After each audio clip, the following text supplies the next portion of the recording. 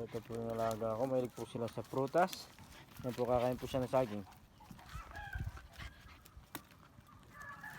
Ayan, nakain po sila ng saging.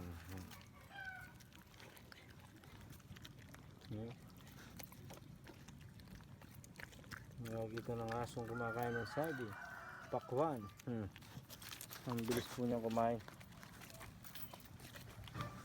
So, kukuha pa po tayo. Ito, sarap buhay po nila. Kumakain po sila ng saging. Ayan, saging. Sandali lang. Ayan, yung pagkain po nila saging. Ayan, takaw,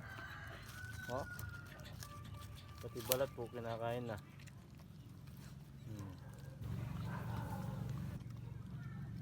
Yan po. Tama na. No?